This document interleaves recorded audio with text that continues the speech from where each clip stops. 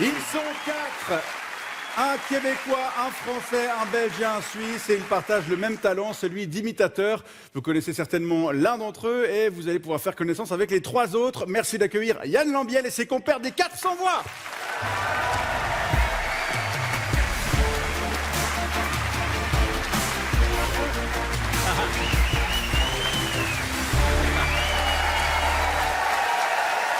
Laurent Chandner, Steve Diamond, Fabien Lecastel et Yann Lambiel. Bonsoir messieurs et merci d'avoir accepté notre invitation. C'est la première fois qu'on a 4 personnes invitées sur le plateau. Comment ça va? Mais écoutez, toujours un plaisir de venir dans ce magnifique théâtre de Beau-Sobre. Oui, et vous messieurs? Ah, moi, ça va, numéro 1. Je sais pas Vous si étiez, je reviens quand je vous étiez à parle. Champéry au Maxi Rire il n'y a pas longtemps. Est-ce que vous êtes revenu intact, ça va? Ouais. Alors c'était difficile, l'après, C'est très spectacle. fort là, William. Vous êtes actuellement en tournée un peu partout en Suisse romande. D'ailleurs, oui, on a préparé quelques petits pins parce que vous êtes chacun d'origine différente. Est-ce que vous allez repérer quel cliché Ouais, je pense que ça va correspond à... Vous pouvez y aller puis les porter comme ça. Pour la ça France, fera- vous avez ça mis fera du pain. Oui, d'une J'aurais baguette. mis un melon. Non, c'est une baguette, c'est une baguette. Ça fera plaisir à notre réalisateur Julien Nicolquet. Vous êtes actuellement en tournée un peu partout en Suisse romande avec votre spectacle Les 400 voix Yvon Franco. Qui nous fait le pitch? Ah, pas Yann, comme ça, parce qu'on vous entend assez. Bon, en fait, c'est la réunion d'un Belge, d'un Canadien, d'un Français, d'un Suisse. C'est un peu le début d'une blague un peu pourrie. Absolument. Alors qu'il n'y en a pas dans le spectacle. Et en fait, on joue beaucoup sur les clichés qu'on a sur les pays des autres, Ouais. surtout la France. Ouais. Et, apparemment, ça plaît ici. Ça plaît, ça. Et Et, donc, comment est-ce qu'on met de l'imitation là-dedans? Donc, c'est des clichés qui sont en référence avec des personnages connus qui incarnent ces clichés? Alors, il n'y a pas que de l'imitation, évidemment, on se vanne beaucoup, mais c'est vrai que nous, on est polarisé quand même par la France, il faut l'avouer, et Bien par sûr. les artistes français. Mm. Et on se vanne l'un sur l'autre avec des artistes suisses. Moi, je prends par exemple Stéphane Echer pour parler de la Suisse. Ouais. Eux, ils prennent Adamo pour se foutre de la Belgique. Et puis, Garou, c'est les Dion. Garou Céline Dion pour se foutre Et vice-versa, chacun ses tares. C'est pas la première fois que vous êtes réunis sur scène, puisque vous avez déjà partagé la même affiche il y a 10 ans. Est-ce que ceux qui avaient vu le spectacle à l'époque doivent s'attendre à quelque chose de très différent? C'est quelque chose de nouveau. D'ailleurs, on l'a créé ici, sur cette scène. Incroyable. Il y a 10 ans. La première, En fait, c'était c'est une avant. commande de Morche Sourire. Ok. Et on m'avait demandé de faire une soirée imitateur. Ouais. Et je connaissais déjà Laurent, on faisait un duo ensemble. Et oui. Et le Bruno Taloche, qui est un des 2 frères Taloche, m'avait parlé de Fabien, qui débutait, qui était un jeune, vraiment. Ouais. Parce qu'il est beaucoup plus jeune que nous. Bien Ça, sûr. je sais, ça se voit pas. Ça mais se voit. Surtout qu'ils sont beaucoup plus vieux que moi. Et, Et c'est comme ça que ça a commencé. et puis, on m'a parlé de Steve, et c'est comme ça que ça a commencé ici, là. Et le nouveau spectacle n'a plus rien à voir. On se connaît beaucoup plus. Le premier spectacle, c'était un peu un hybride des morceaux de nos spectacles. Voilà. Là, on a vraiment construit un spectacle ensemble sur... En vous mettant également à jour avec les personnes que vous allez imiter, dont certaines sont vivantes, d'autres pas. On va voir un extrait. Je crois que c'est pas le cas de celle-là. Je vous en prie, ne pleurez pas. Que vous soyez de Zurich, de Bordeaux, Lausanne, Montréal, Charleroi, Neuchâtel, Bruxelles, Saint-Malo. N'éteignez pas les projecteurs et laissez les micros branchés. N'oubliez jamais que la vie est belle. Ah ouais.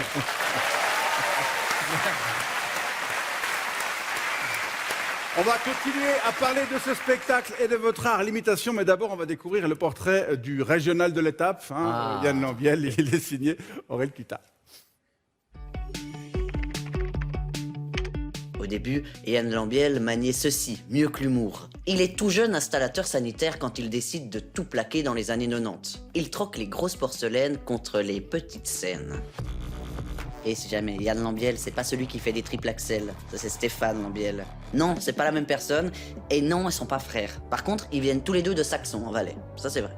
Yann Lambiel, il est prêt à tout pour un peu de lumière, y compris jouer les BG au concours Mister TSR 1996.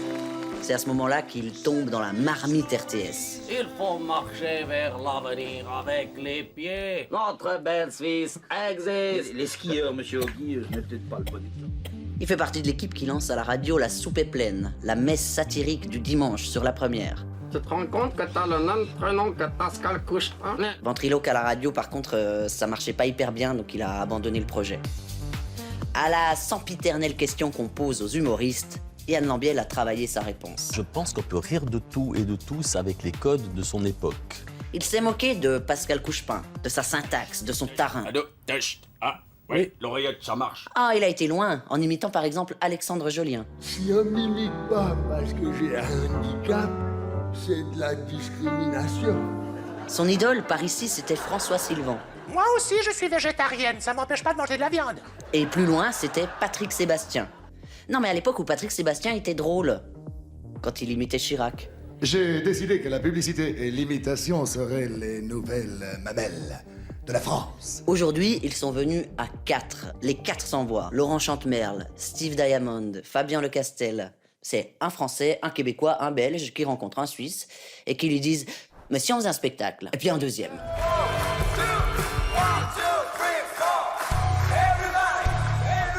Bon, Yann Lambiel, on vous voit depuis 30 ans, sous toutes les couvertures possibles.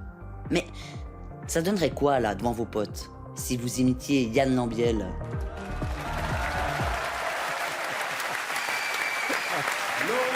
Fabien, Steve et Yann, je vous présente Jean-Michel Trouillot. Bonsoir.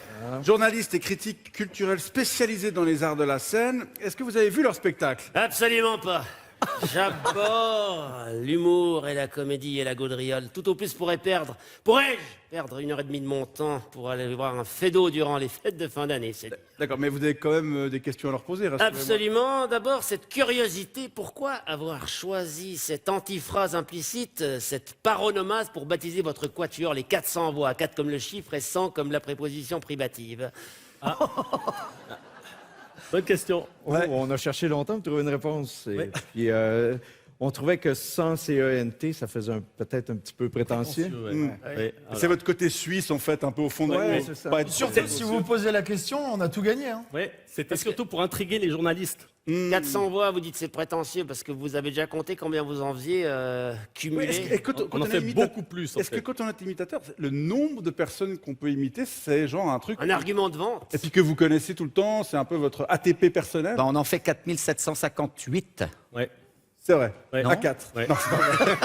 Mais vous savez combien vous avez dans votre valise d'imitation ou... 200 chacun. Non, ça change tout le temps. On en remet de temps en temps dès qu'on en trouve une. Mais c'est pas un truc qu'on se mesure entre imitateurs, quoi. Non, on mesure d'autres choses par contre. Après, nous, hein. Vous avez consulté leur site internet? Oui, et puis j'ai remarqué qu'on y annonçait des dates en Suisse et en Belgique, mais est-ce qu'il y aura aussi le Canada et la France? Alors, le Canada.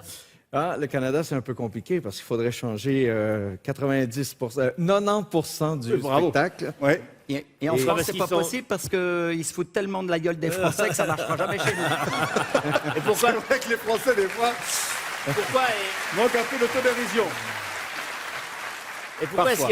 est-ce qu'il faudrait changer 90% du spectacle? Ils sont un peu plus cons que nous, les Québécois? Non, c'est pas ça. C'est qu'on connaît pas les Chirac, on connaît pas les Vianney. les Vianney, Question de référence. on connaît En fait, pas- pour les Canadiens et les Québécois, ils sont tous européens. Enfin, Voilà. c'est un peu, on est tous un peu du même pays, tout ce qui est C'est de l'autre ça. côté de l'Atlantique. Ouais. Et comme pour il y a un vous, peu ça. culturellement, il faudrait adapter pour que vous compreniez. Voilà.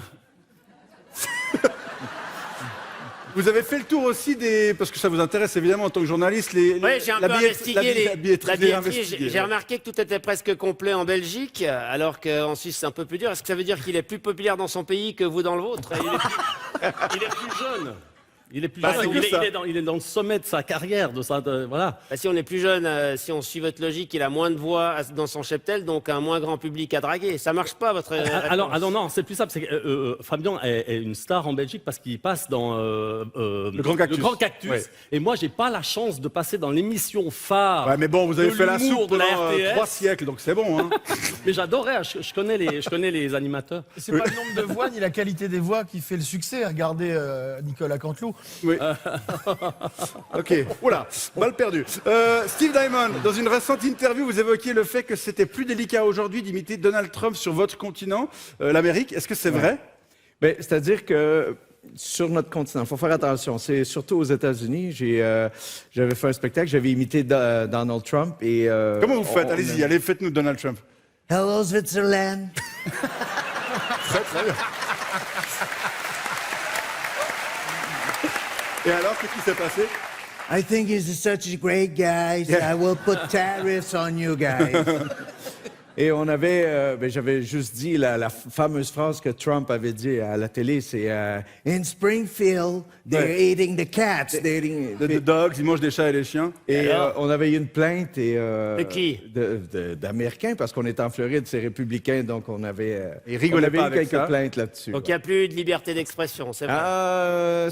Ça brasse aux États-Unis. Hein, On n'arrête pas de parler, c'est un peu un autre sujet, mais quand même, il est dans l'air du temps. On n'arrête pas de parler d'IA à toutes les sauces en ce moment. Est-ce que vous vous sentez menacé par cette technologie?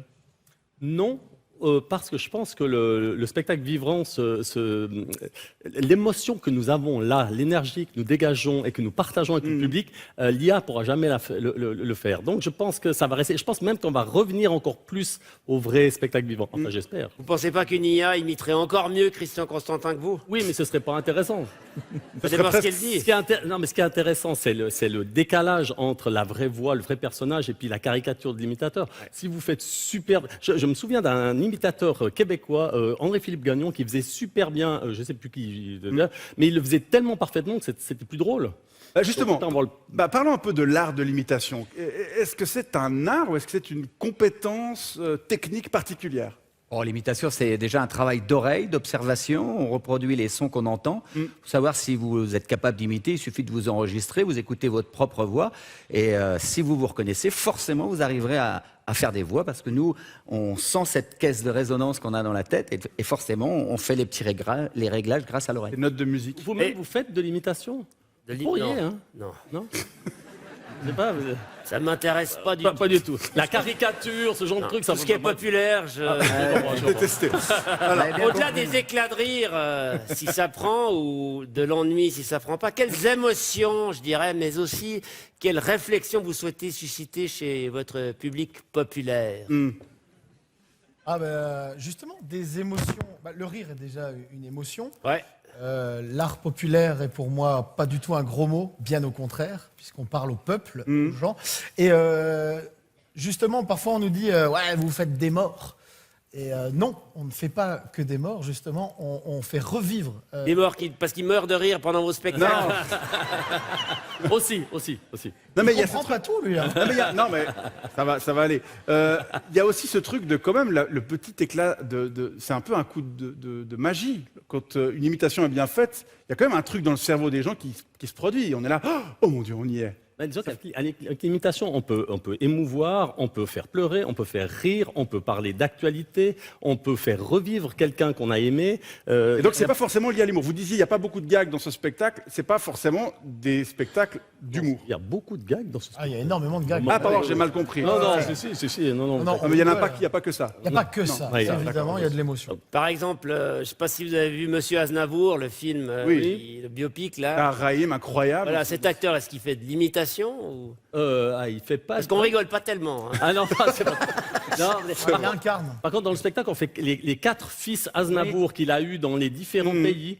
Tu fais mettre la lèvre comme ça. Non, mais Marion Cotillard dans La Môme, c'est la même chose. Ce que veut dire, j'imagine ne pas parler à votre place, hein, mais c'est qu'il y a parfois des c'est comme Clo-Clo, mimétismes, en fait. Oui. C'est plutôt de la transformation.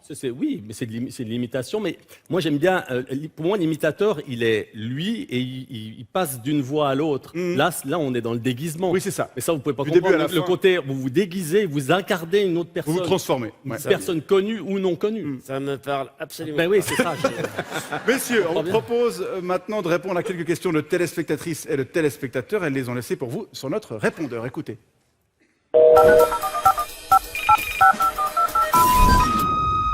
Oui, bonsoir, c'est Corinne. Je suis venue vous voir mercredi soir au pavillon Latful avec 3 copines. Et alors, je dois dire, c'était très sympa hein, comme spectacle, mais alors je dois aussi dire qu'on était toutes d'accord. Hein. Il y en a un de vous 4 qui était alors, mais alors formidable.